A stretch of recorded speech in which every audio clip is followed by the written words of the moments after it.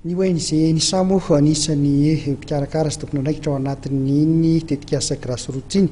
Ankoatran'izay dia miady amin'ny zava-mahadomelona ihany koa ny fikambanana ny ONG NISA manoloana ny tsy fambeazan'ny fanatanjahantena malagasy eto amintsika ary dia mitondra fanazavana ny filohan'ny izany fikambanana izany Ramamonjoso Aja izay nilaza fa manana ny andraikiny ihany koa izy ireo amin'ny fampandrosoana ny fanatanjahantena eto amintsika.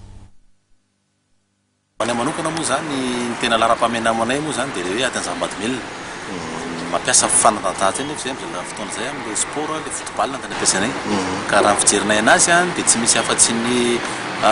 fanaparyandro ny projet grassroots anay io izay rahana amin'ny projet ny FIFA izy io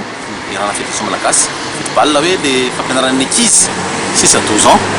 ny tena teknika fototra dia miainga avy any amin'ireny no tilinin'ny club reny ankizy reny dia mihitatra miakatra makany zany hoe avany fototra mihitsy aloha no mila hoe tena jerevana akaiky ny fampianarana ny ankizy ny amin'ny taranja football zany dia zay anay zany tena masomaso anay hoe sady arovana amin'ny zava-mahadomelona le ankizy no ampianarana azy koa ny teknika fototra ny football dia iny no entiny miakatra melebe dia eo no tokony manana ny andraikiny koa ny club manao fitiliana ny nivon'ireny projet grassroots zany hoe le fiarahametana fiarahana mihetsika ny tena hitako zava-dehibe fa tsy mandeha rery fotsiny ny section manao anazy ny grassroots manao anazy ny fédération manao anazy fa misy zavatra tokony miara-metana ny club ny tena hoantsona zany hoe anatony jery reny ankizy zay efa vokarina moa zany efa ty aminay omenay anazy fotsiny ny ankizy mahazo ny fampianarana fototra. Zay ny hoe foiezaka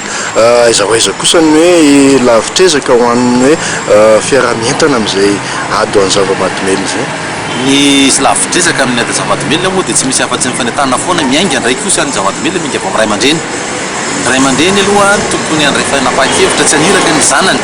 andeha hividy ziara tsy aniraka ny zanany dia hividy toka satria reny zavatra reny no fampianaran-dratsy amin'ny zanaka malagasy dia rehefa tonga eo amin'ilay taona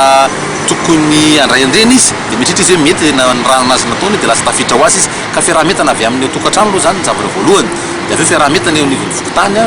fikambanana ray manontolo izay manao an'ity ady ity dia miara-metana zany zay ny zavatra lehibe ary miara-mitodika amin'ny zavatra anankiray fa tsy hoe samy manao anazy any amin'ny tsy tokotoko any zany fa miaraka mitodika amin'ny zavatra anankiray hoe andao ty ny dia raha atao dia iny ny atao.